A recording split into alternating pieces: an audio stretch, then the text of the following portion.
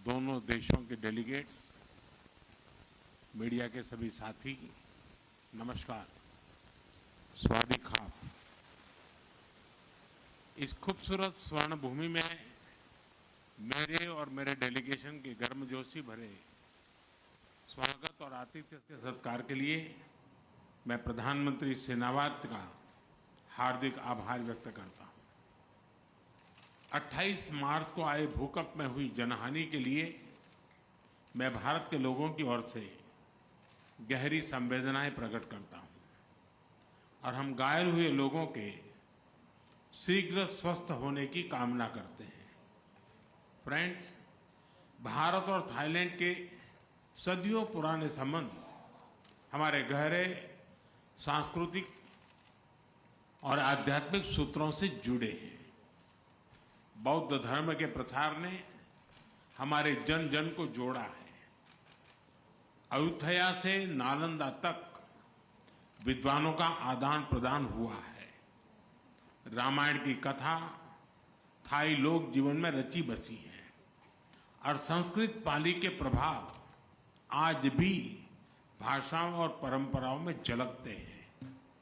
मैं थाईलैंड सरकार का आभारी हूं कि मेरी यात्रा के उपलक्ष्य में 18वीं शताब्दी की रामायण म्यूरल पेंटिंग्स पर आधारित एक विशेष डाक टिकट जारी किया गया है। प्रधानमंत्री शेनावत ने अभी मुझे त्रिपिटक की भेंट की। बुद्ध भूमि भारत की ओर से मैंने इसे हाथ जोड़कर स्वीकार किया। पिछले वर्ष भगवान बुद्ध के पवित्र रेलिक्स को भारत से थाईलैंड भेजा गया। यह बहुत खुशी की बात है कि 4 मिलियन से अधिक श्रद्धालुओं को दर्शन करने का अवसर मिला।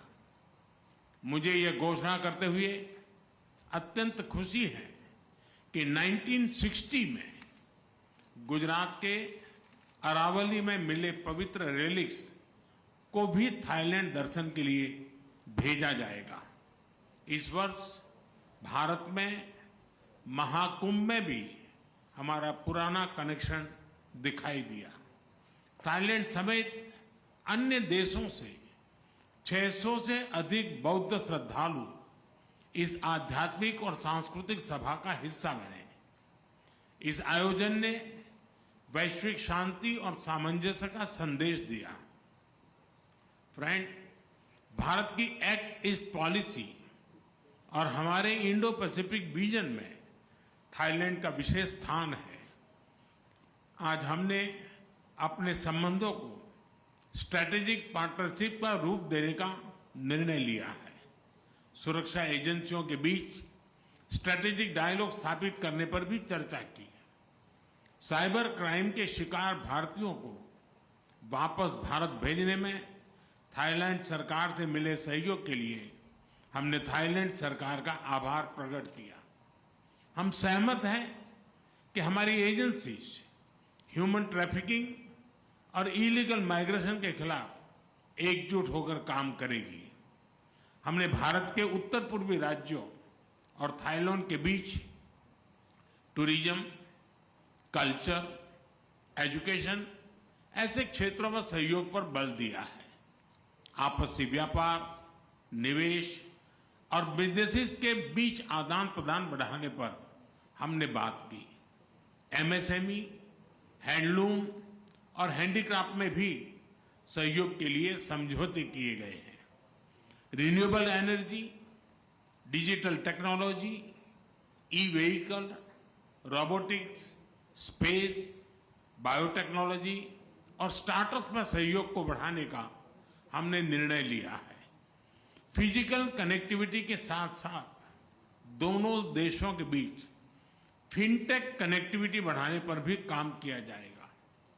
पीपल टू पीपल एक्सचेंजेस को बढ़ावा देने के उद्देश्य से भारत ने थाई पर्यटकों के लिए फ्री ई वीजा सुविधा देनी शुरू कर दी है। फ्रेंड्स, आसियान भारत का कॉम्प्रिहेंसिव स्ट्रेटेजिक पार्टनर है और इस क्षेत्र में मैरीटाइम पड़ोसी देशों के नाते क्षेत्रीय शांति, स्थिरता और समृद्धि में हमारे साझा हित है।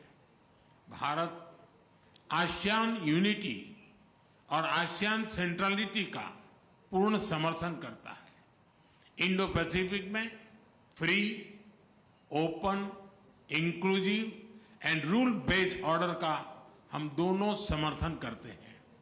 हम विस्तारवाद नहीं, विकासवाद की नीति में विश्वास रखते हैं। इंडो पैसिफिक ओशंस इनिशिएटिव के मैरीटाइम इकोलॉजी पिलर को लीड करने के लिए थाईलैंड के निर्णय का हम स्वागत करते हैं।